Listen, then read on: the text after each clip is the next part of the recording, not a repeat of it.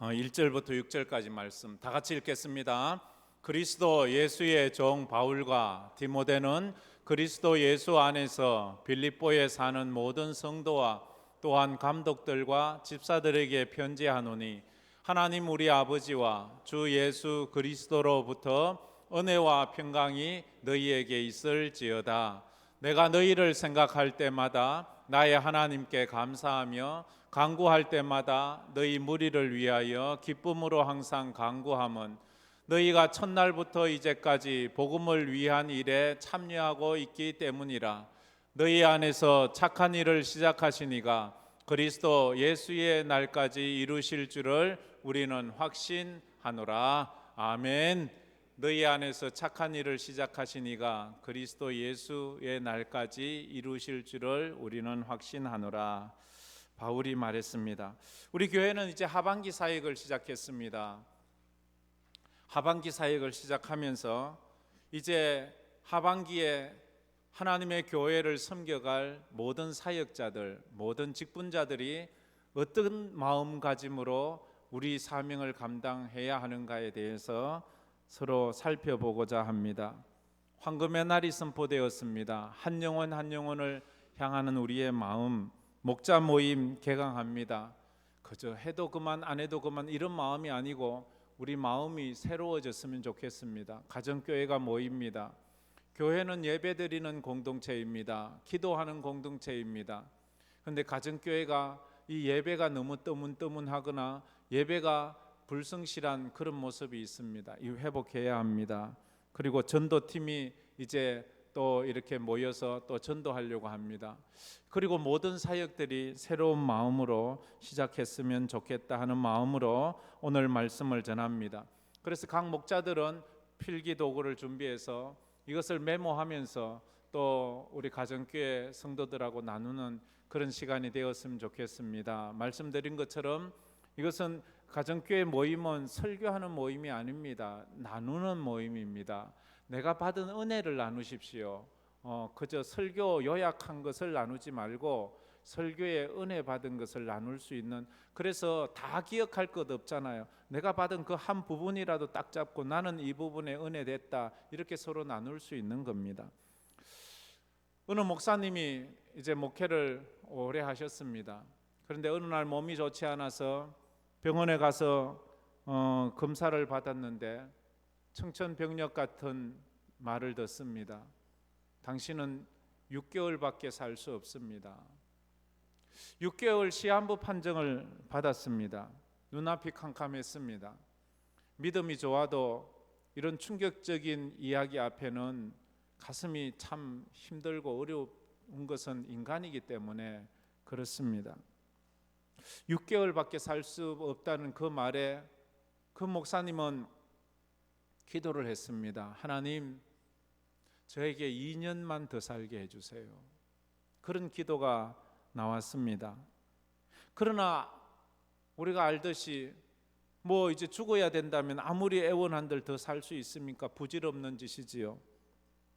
2년을 더 살게 해달라고 하나님 앞에 기도하는 그 이유가 있습니다. 뭐 맛있는 거 더 먹고 좋은데 구경하고 싶어서 그런 게 아니고, 그 목사님이 내가 이제 목사가 아니라 평신도로서 2년을 살고 싶습니다 하는 거였어요. 고등학교를 졸업하면서부터 신학교 가서 교육전도사가 되고 전도사가 되고 강도사가 되고 목사가 된 나로서는 이분의 말이 무슨 말인지 100% 200% 공감이 돼요. 저는 이렇게 고등학교 졸업하고 난 이후부터 늘 교육자로 살았습니다. 전도사로 목사로 살았습니다. 아마 이 목사님도 그랬던 것 같아요. 그렇기 때문에 자긴 이제 목사가 아닌 성도로 한번 살고 싶은 거예요. 목회가 아닌 신앙생활을 하고 싶다는 그런 말이었습니다.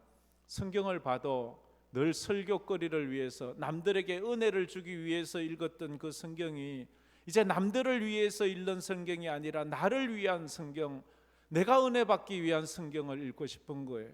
기도를 해도 언제나 교회와 성도들을 위해서 기도하고 그것이 1번이었던 그런 기도가 이제는 나의 영성과 내 신앙생활, 하나님 앞에서 나의 영혼을 두고 기도하기를 원했던 그런 모습이었습니다.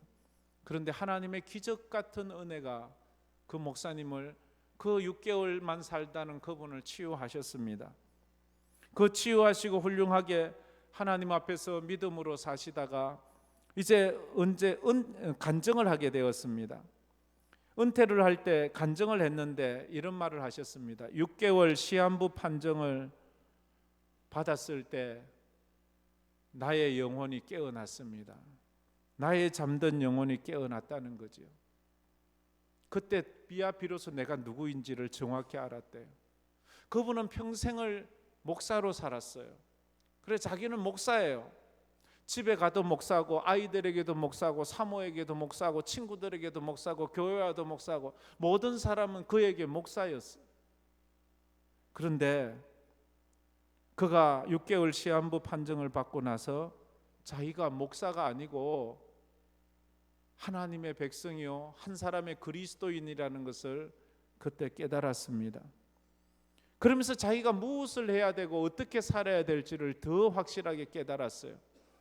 지금까지는 늘 남을 위한 삶, 교회를 위한 삶인데 물론 그것도 귀하지만 지금 그러면서 자기 영혼을 살피지 못했던 그것을 보면서 내가 내 영혼을 살피고 내 영혼을 위해서 울고 나를 위한 예배를 드려보아야 되겠다. 나만을 위한 예배를 드려보아야 되겠다. 여러분은 어떻습니까? 여러분은 지금까지 여러분이 누구인지를 정확히 알고 있습니까?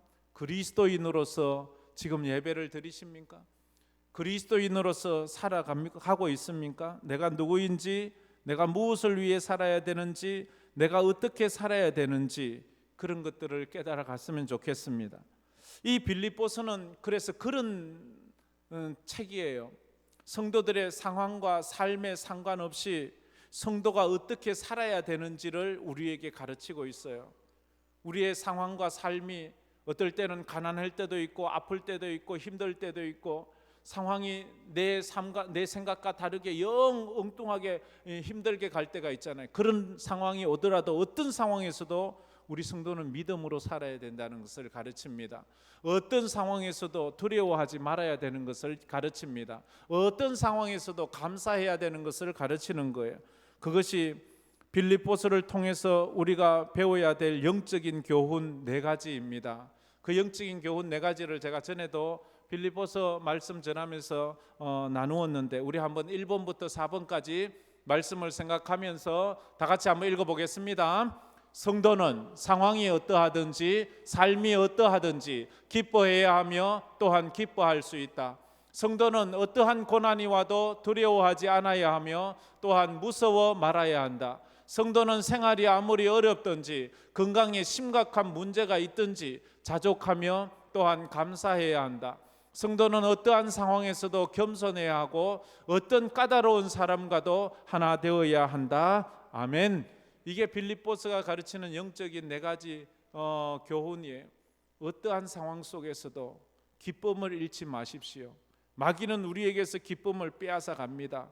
그러면 우리의 기쁨이 사라지고 염려와 걱정과 분노로 가득 차면 마귀는 박수를 칩니다. 자기가 이겼다는 거지요.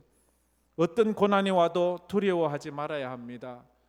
그러나 마귀는 우리를 두려워하게 만들어요.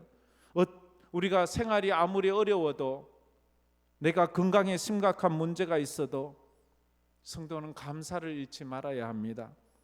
어떤 상황에서도 겸손해야 하고 어떤 까다로운 사람과도 하나 될 수 있는 것, 그것이 교회입니다. 지금 사도 바울은 어떤 상황에 있습니까? 빌립보서는요 옥중서신이에요.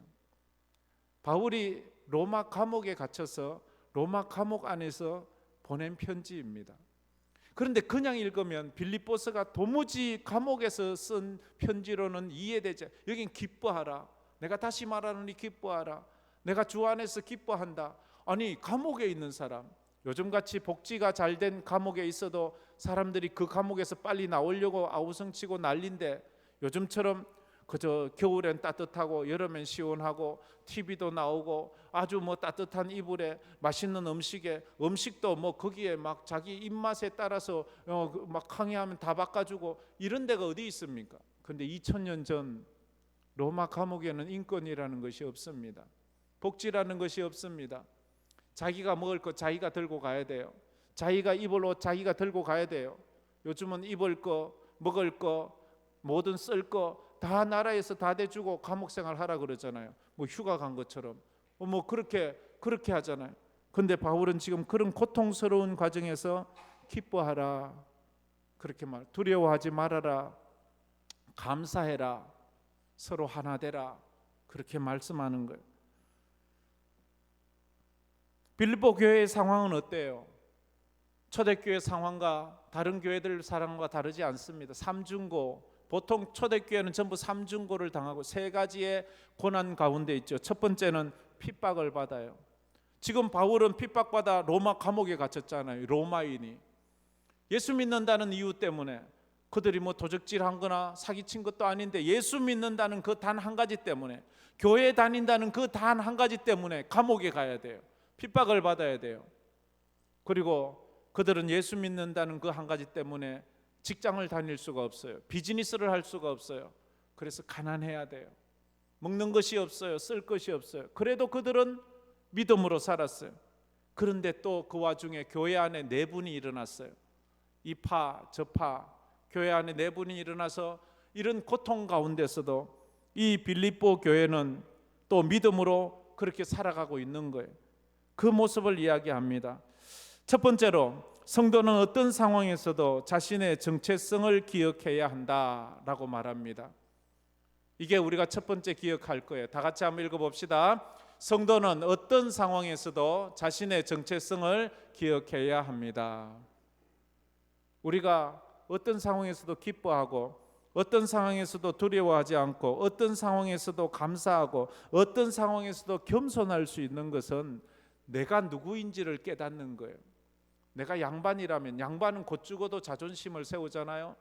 양반은 곧 죽어도 어디 가서 함부로 행동하지 않잖아. 양반답게, 양반처럼 그렇게 양반의 자존심을 내세우는 그런 그 모습을 우리가 알지 않습니까? 바울은 자신의 정체성을 분명히 알고 있어요. 내가 누구인지. 정체성이라는 건 내가 누구인지를 아는 거예요. 우리는 누구예요? 우리는 그리스도인입니다. 어디 가든지 그리스도인이에요. 아파도 그리스도인이에요. 가난해도 그리스도인이에요. 외로워도 그리스도인이에요. 어떤 상황 속에서 우리는 그리스도인이에요. 그러면 그리스도인답게 살아야 되는 거예요. 그리스도인답게 기뻐하고 감사하고 두려워하지 않고 겸손하고 그렇게 살아가는 것이, 그게 예수 믿는 사람이에요. 내가 어디에 소속인지를 알아야 돼요.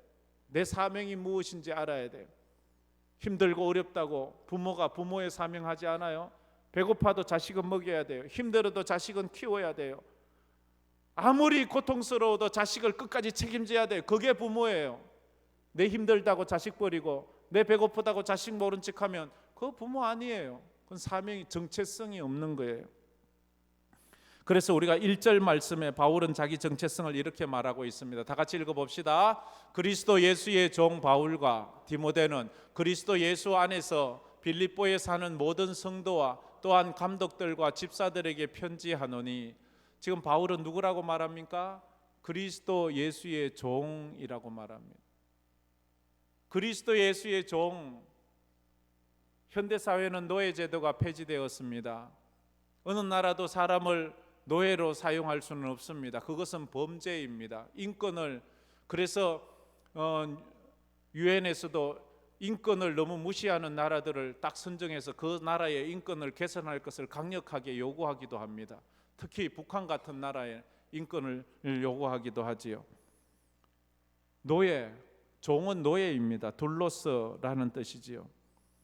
그런데 이 사도 바울은 가장 위대한 사도이면서 로마의 시민권자이면서 그는 자기 스스로 그리스도 예수의 종 되었다고 말합니다. 종. 로마에는 그 당시에 노예들이 6천만 명이나 있었습니다. 2000년 전에. 그래서 노예가 아닌 일반인보다 노예의 숫자가 훨씬 더 많았어요. 그래서 로마는 언제나 전쟁을 많이 해서 전쟁하면 그 전쟁한 나라에서는 포로들을 어마어마하게 붙잡아 와서 자기들 노예를 만드는 거예요. 또 전쟁하면 포로를 데리고 오는 거예요. 그래서 일반 사람보다 포로가 훨씬 더 많아 버렸어요. 로마 사람보다도. 그래서 문제가 있잖아요. 포로, 이 노예에 대해서는 아주 엄격하게 다스리는 거예요. 이 노예들은 조금만 잘못해도 귀를 자르고 손목을 자르고 발목을 자르고 조금만 눈빛만 이상해도 죽여버리고, 노예는 말을 할 수 있는, 당나귀와 노예가 다른 점은 2000년 전에 이렇게 말했어요. 당나귀와 노예의 다른 점은 당나귀는 말을 못하고 노예는 말을 한다는 것 차이밖에 없어요. 노예는 인권이 없어요. 죽여도 괜찮아요. 그만큼 혹독하게 안 하면 노예들이 숫자가 많기 때문에 반란을 일으킬 수 있잖아요. 그래서 노예들에게는 아주 잔혹하고 아주 처참하게 그들을 아주 누르고, 그래서 노예들은 아무리 자기가 힘이 세고 자기들 숫자가 많아도 그 어린 아이 앞에서 소가 끌면 그냥 질질질 끌려가는 것처럼 노예들은 그 로마 사람 앞에서는 그저 기가 푹 죽어서 아무것도 못하는, 반란을 일으켰다 하면 다 죽여버리니까. 그런데 지금 사도 바울은 자기가 그런 노예래요.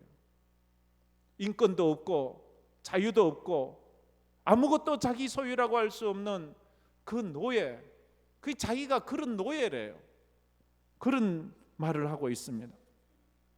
현대 교회에서 가장 큰 문제는 뭐예요? 성도들이 종이 되려고 하지 않아요. 주인이 되려고 하는 거예요. 내가 주인이 되려고 해요. 교회나 현대 교회나 현대 성도들이 세상 사람들에게 손가락질을 받는 이유가 뭐예요? 예수를 믿는다면서 예수를 노예로 삼는 거예요. 예수 보고 당신이 내 말을 들어주고 당신이 내 말대로 움직이고 당신은 그냥 내 기도나 응답해주고 그렇게 나는 당신하고 관계없다고 이렇게 말하는 신앙생활을 하니까 문제인 거예요. 그렇잖아요. 우리 소유가 내 것이 아니라 주님 것임을 고백해야 합니다. 내 시간이 내 것이 아니라 주님 것임을 고백해야 합니다. 이 교회가 주님의 교회임을 고백해야 합니다. 이게 내 건데 이렇게 말하면 안 되는 거예요. 하나님 것이라는 것을 우리는 알아야 돼요. 그래서 종의 마음가짐이 있지요. 나는 주인이 아니다. 나는 내 마음대로 살 수 없다. 이게 종들이 꼭 고백하는 거예요. 한번 따라해 봅시다. 나는 주인이 아니다. 나는 내 마음대로 살 수 없다. 내 주인이 누구예요? 하나님이에요. 그럼 나는 누구 뜻대로 살아요? 내 뜻대로 사는 것이 아니라 나의 주인이신 하나님의 뜻대로 살아야 돼요. 그런데 여러분은 누구의 뜻대로 살아가고 있습니까? 로마서 14장 7절 8절에 바울은 이런 고백을 했습니다. 다 같이 읽어보겠습니다. 우리 중에 누구든지 자기를 위하여 사는 자가 없고 자기를 위하여 죽는 자도 없도다. 우리가 살아도 주를 위하여 살고 죽어도 주를 위하여 죽나니 그러므로 사나 죽으나 우리가 주의 것이로다. 주의 것이다. 주의 소유다. 사나 살아도 주를 위해 죽어도 주를 위해 내가 먹든지 마시든지 무엇을 하든지 다 하나님의 영광을 위해서 하라. 이게 신앙생활이에요. 어떤 사람은 이게 싫어서 교회를 자기가 주인이고 싶어요. 근데 가만히 생각해 보세요. 자기가 주인이면 행복할 것 같지요? 더 불안하고 더 힘들어요. 내가 힘쓰고 내가 노력해서 내가 애써서 태양을 떠오르게 할 수 있습니까? 내가 노력한다고 하늘에서 비를 한 방울이나 내리게 할 수 있습니까? 내가 노력한다고 저 자연을 움직일 수 있습니까? 계절을 바꿀 수는 없잖아요. 내가 노력한다고 늙는 나의 몸을 붙잡아 맬 수가 있습니까? 우리는 할 수 없어요. 내가 똑똑하다고 큰 소리 친다고 해서 될 수 없어요. 하나님께서 하시는 거예요. 하나님이 내 인생을 붙잡고 가실 때 우리는 그 인생이 편안하고 행복하고 기쁠 수가 있는 거예요. 근데 한 가지 종으로서 한 가지 조건이 있어요. 억지로 종이 돼서는 안 돼요. 억지로 예배 드려서는 안 돼요. 자원하는 종이 돼야 돼요. 기쁨으로 예배를 드려야 돼요. 하나님은 그것을 원해요. 신앙생활 억지로 하는 것만큼 억지 춘향만큼 힘든 거 없어요. 그래서 은혜로 하나님 내게 은혜를 주셔서 예배가 즐거움이 되게 하시고 섬김이 기쁨이 되게 하여 주옵소서. 드림의 기쁨과 섬김의 즐거움을 제가 맛보아 알게 해달라고 늘 우리가 기도해야 되는 것입니다. 우리가 잘 아는 가가와 도요이코라는 그런 목사님이 있습니다. 일본 목사님인데 뭐 모르는 분도 들어 있을 것 같은데 한번 이런 분이 누구인지 알아놓으면 참 좋습니다. 우리가 일본 사람에 대해서는 좀 폄하하고 그들에 대해서는 좀 안 좋은 생각이 있는데, 그러나 일본의 기독교인들은 그렇지 않습니다. 일본의 기독교 인구가 전체 인구의 1%가 되지 않습니다. 1%도 되지 않는 일본의 기독교인들은 어쩌면 우리보다 더 그 사회에서 영향력이 있습니다. 왜냐하면 일본 사람들의 신앙심은 이 1%는 진짜 예수쟁이거든요. 적당히 우리처럼 뭐 시간 나면 가서 예배드리고 내가 여유 있으면 뭔가 하는 그런 게 아니고요. 언제나 믿음 중심으로 살아가는 그런 사람들이기 때문입니다. 1900년도 초에 있었던 이야기입니다. 1900년도 초에 일본에 갓 목사 안수를 받은 나가노라는 목사님이 있었습니다. 목사 안수를 받으면 우리 초창기 조선에도 그랬지만 목사 안수를 받으면 큰 교회 뭐 후임으로 가나 뭐 이런 거 없었어요. 무조건 개척교회를 하는 거예요. 무조건 개척을 떠나는 거예요. 그래서 이 나가노 목사님이 목사 안수를 받고 지도를 펴들고 나는 어디 가서 교회를 개척할까? 그러면서 교회 지도를 보면서 사방 동서남북으로 100km 이내에 예수 믿는 사람이 단 한 명이 또 없는 그곳에 나는 교회를 개척해야지 해서 그 지도에서 찾다가 일본 북쪽에 있는 가나사와라는 지역을 찾게 되었습니다. 가나사와라는 지역에 이 나가노 목사님이 자기 부인과 두 아들을 데리고 그 지역에 가서 텐트를 치고 예배당을 개척을 시작했습니다. 한 달이 가고 두 달이 가고 6개월이 지났습니다. 교인 한 명이 늘지 않아요. 전도가 되지 않아요. 그래서 시간이 또 가고 또 가고 또 가서 5년이 흘렀습니다. 5년이 지났는데도 교인이 한 명도 없는 거예요. 단 한 사람도 그 교회를 들어오는 사람이 없었어요. 전도도 되지 않아요. 고민이 되었습니다. 내가 계속 이곳에 있어야 되나? 아니면 내가 교회를 옮겨야 하나? 그러던 5년이 지난 어느 수요일 저녁이었어요. 수요 예배를 드리고 있는데 예배 아무도 없지요. 뭐 자기 가족밖에 없지요. 목사님, 사모님, 두 아이. 그런데 누군가가 천막에 커튼을 거두고 들어오는 거예요. 젊은 청년이었습니다. 얼마나 반가웠겠어요. 얼마나 감격했겠어요. 5년 동안, 지난 5년 동안 했던 그 어떤 설교보다도 더 감격스럽고 더 흥분스럽게 그렇게 설교를 했습니다.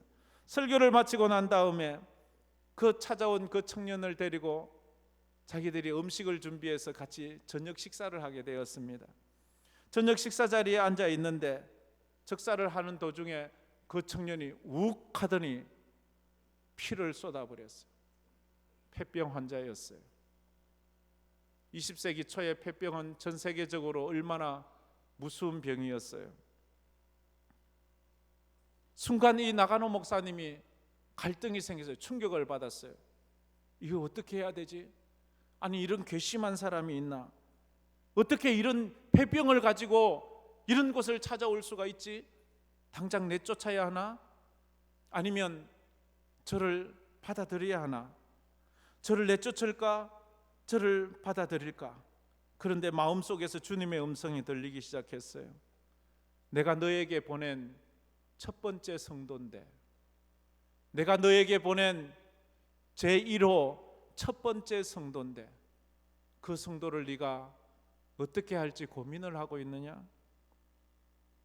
나가노 목사님은 피를 토한 그 상을 깨끗이 정리하고 그리고 피를 닦아주고는 다시 음식상을 차려왔습니다.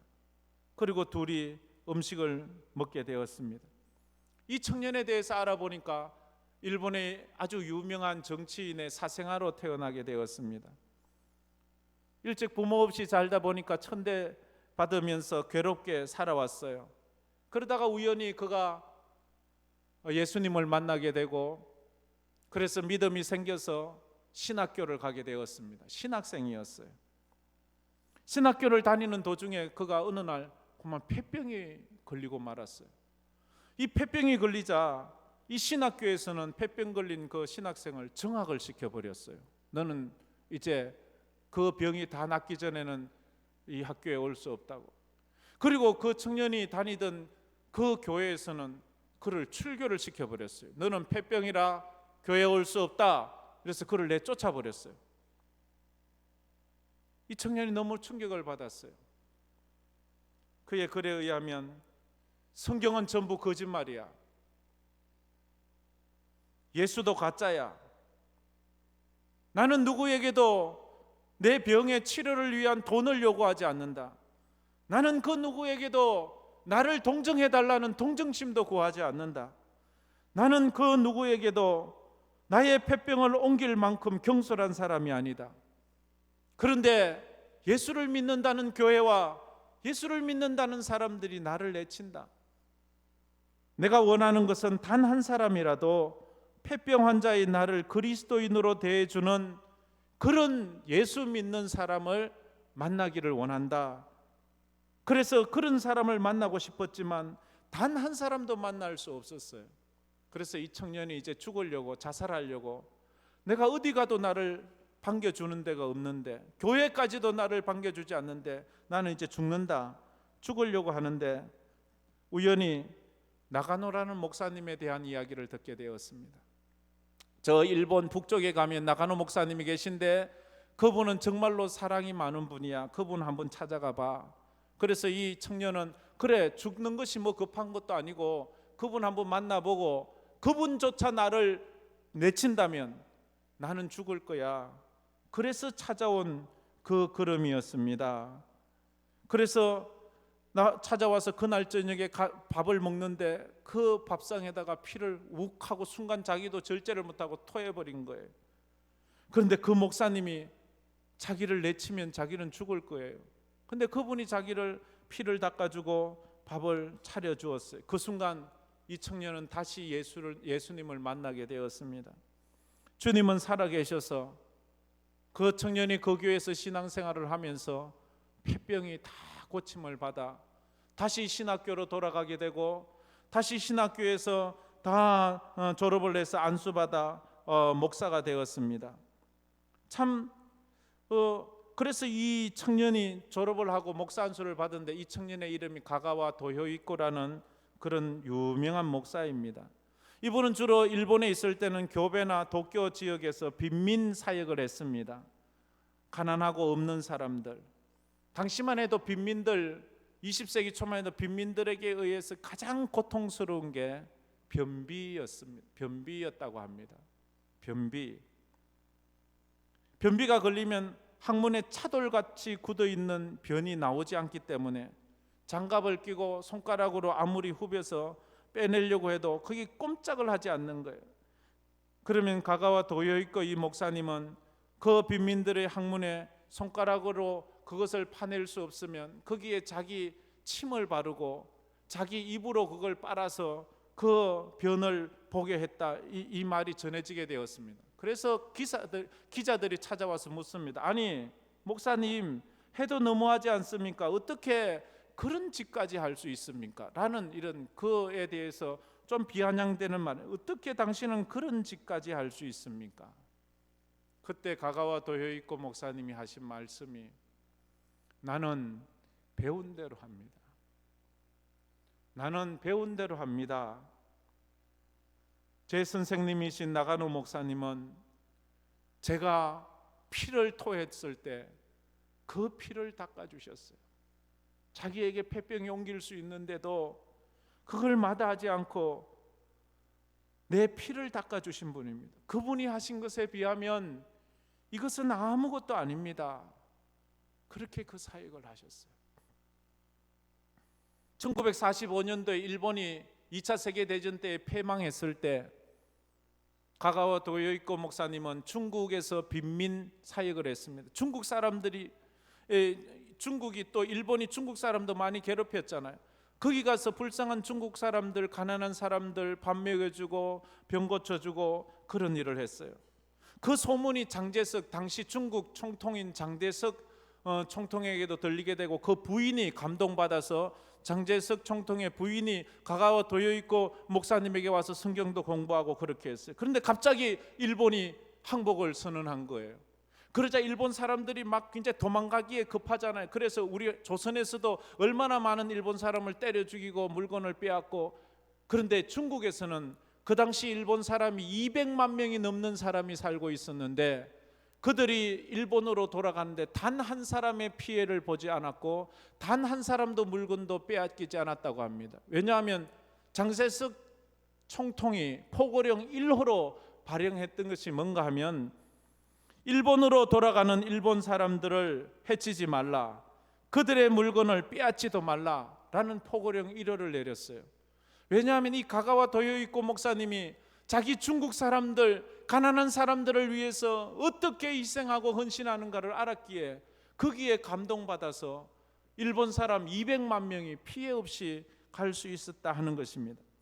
나가노 목사님은 평생을 한 사람밖에 전도하지 못했습니다. 한 사람, 전도라는 것이 뭔가 하면 온전한 그리스도인을 만드는 것을 말합니다. 내가 전도한 사람이 온전한 그리스도인이 되었다면 그것이 하나님 앞에 상급이 되는 것이 아니에요. 경제 논리로 본다면 실패한 목사입니다. 한 사람밖에 전도하지 못했기 때문에. 그러나 그렇지 않습니다. 나가노 목사님이 없었다면 가가와 도요이코 목사님은 없어요. 죽었을 거예요. 가가와 도요이코 목사가 빈민들의 변비 걸린 학문을 빨아줄 때 그 심중에 나가노 목사님도 함께 있었습니다. 가가와 도요이코 목사가 중국 빈민들을 위해서 자신의 생을 바칠 때 그 속에 나가노 목사님도 있었습니다. 지금 바울이 이 말을 하고 있는 거예요. 바울은 로마 시민권자예요.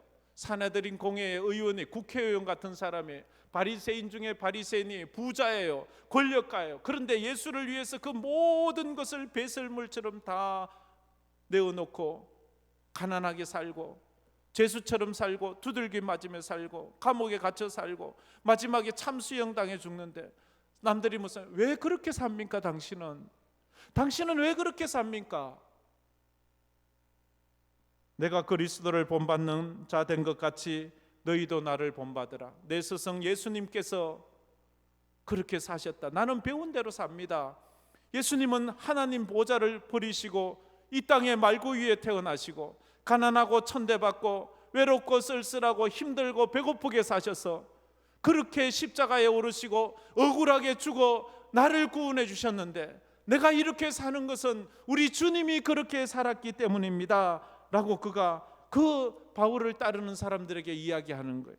내가 그리스도를 본받는 자 된 것 같이 너희는 나를 본받으라. 그래서 사도 바울이 말합니다. 나는 주인이 아닙니다. 나는 종입니다 라고 그렇게 고백을 하는 거예요. 이제 자기가 종이라고 고백한 사람의 삶은 빌립보 교회의 사람들처럼 살아가는 거예요. 빌립보 교회가 어떻게 살았는가 하면 두 번째로 바울은 빌립보 교회를 생각할 때에 어떤 마음을 가졌는가 하면 첫째로 빌립보 교회를 생각할 때마다 하나님께 감사했어요. 우리 3절 말씀 다 같이 한번 읽어보겠습니다. 3절 말씀입니다. 내가 너희를 생각할 때마다 나의 하나님께 감사하며. 누군가를 생각할 때 감사할 수 있다면 그 사람은 복된 거예요. 근데 누군가를 생각할 때 주로 걱정이 많이 되지요. 염려가 많이 되지요. 자식을 생각하는데 걱정이 많이 됩니까? 감사가 많이 됩니까? 빌립보 교회는 감사가 많이 되었어요. 빌립보 교회인들은 바울을 두려워하지 않고 끝까지 함께 해주었습니다. 두 번째로 빌립보 교회를 위해서 기도할 때마다 기뻐했다고 그래 말합니다. 우리 4절 말씀 다 같이 한번 읽어보겠습니다. 간구할 때마다 너희 무리를 위하여 기쁨으로 항상 간구함은. 기도할 때 늘 기쁨으로. 어떤 사람은 기도할 때 막 눈물로 기도해 줘야 될 사람이 있어요. 너무 힘들고. 그런데 빌립보 교회는 바울이 기도할 때마다 기쁨이 넘쳤다고 말해요. 여러분이 주님이 여러분을 위해서 기도할 때 기쁨이 있는 은혜가 있기를 축복합니다. 걱정이 되고 근심이 되고 그런 아픔이 되는 그런 사람이 아니었으면 좋겠어요. 마지막으로 빌립보 교회는 믿을 수 있고 신뢰할 수 있는 교회였습니다. 6절 말씀 다 같이 한번 읽어보겠습니다. 너희 안에 착한 일을 시작하신 이가 그리스도 예수의 날까지 이루실 줄을 우리는 확신하노라. 너희 안에 착한 일을 시작하신 이가 주님 오시는 재림의 날까지 그 일을 착한 일, 복음 전포하는 일, 착한 일이라는 것은 주의 일을 말하거든요. 너희 안에 착한 일, 주의 일을 시작하시니가, 하반기 사역을 시작하시니가, 전도 대상자를 자치하시니가, 그리스도 예수의 날까지 여러분의 기도 제목이, 여러분의 삶이 응답받기를 주의 이름으로 축복합니다. 이 빌립보 교회는 그랬어요. 바울이 로마 감옥에 갇혀서 힘들다는 말을 듣고 그렇게 가난한 교회가 선교 헌금을 모았습니다. 선교 헌금을 모아서 그 빌립보 성도들 중에 늙은 집사님, 노 집사님 에바브로디도를 그 헌금을 보내서 저 로마의 감옥에 갇혀 있는, 선교하다가 감옥에 갇힌 바울을 찾아 위로하라고 보내는 거예요. 요즘처럼 비행기가 있습니까? 차가 있습니까? 걸어서 강 건너 산 넘어 그렇게 계곡을 지나 강도도 만나고 힘들고 어려운 그런 시절을 지나서 그 멀리 로마까지 가서 바울을 만나서 그 선교헌금을 전해주게 됩니다. 전해줄 때 에바브로디도가 병이 걸려 죽을 것 같았는데 바울이 기도해서 하나님께서 살려주셨다고 이 빌립보서에서는 이야기합니다. 이번에 하나님의 은혜로 제가 멀리 지구 반대쪽에 있는 아프리카에 갑니다. 탄자니아와 말라위로 갑니다. 가는데 참 여러분이 기도 많이 해주시기를 바랍니다. 우리 선교사님들 파송해놓고 아직 가보질 못했거든요. 뭐 다른 분들도 거의 못 갔지만 그래도 그래 멀리 있는 분들 우선적으로 가야 될 것 같아서 그렇게 갑니다. 돈이 많이 듭니다. 돈 쓰러 갑니다. 우리 선교부에서 얼마나 힘쓰고 있는지 모릅니다. 가서 맛있는 거 많이 사드리고 또 선교사님과 같이 또 사역하시는 분들도 식사 대접하고, 선교사님이 사역하는 그 교회 아이들에게도 밥 사주고, 밥도 대접하고, 성도들도 밥 대접하고, 거기 있는 다른 선교사님들도 밥 대접하고, 그리고 그 아이들에게, 탄자니아의 아이들에게도 저희 장학금 주고 올 겁니다. 장학금 주고 파송교회에서 그런 일을 좀 하기를 원합니다. 그리고 우리 선교사님들이 거기 살다 보면 하루 종일 전기가 안 들어오는 날이 많아요. 들어와도 하루에 몇 시간 제한적으로 이렇게 오고 이렇게 힘들어요. 그래서 그분들을 모시고 그 호텔이 있다면 가서 맛있는 그 선교사님들 음식도 사드리고 이러려고 합니다. 말라위에도 그래서 탄자니아 한 주, 말라위 한 주 그렇게 하다가 돌아올 그런 생각입니다. 바울을 위해서 빌립보 교회가 그렇게 기도하고 선교 헌금을 보내준 것처럼 우리 교회가 그 일에 쓰임받아서 너무 감사합니다. 황금교회 성도들은 바울처럼 분명한 정체성을 가지시기를 바랍니다. 그리고 빌립보 교회처럼 생각할 때마다 감사가, 생각할 때마다 기쁨이 있는 그런 성도 되기를 주의 이름으로 축복합니다. 예, 감사합니다. 우리 말씀을 생각하면서 이 찬양 한번 부르도록 하겠습니다. 세상 흔들리고 사람들은 변하여도 나는 주를 섬기리. 주님의 사랑은 영원히 변하지 않네. 나는 주를 신뢰해.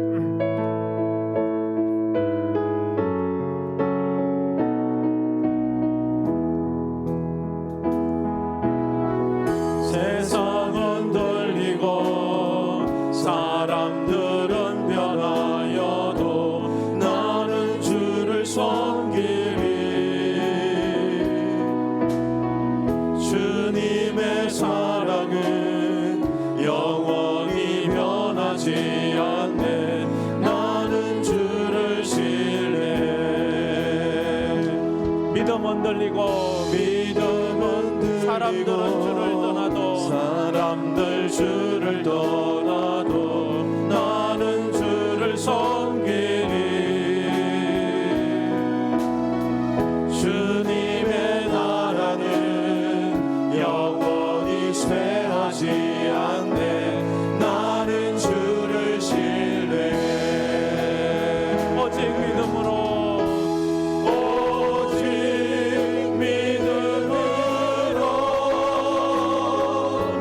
믿음으로 내가 살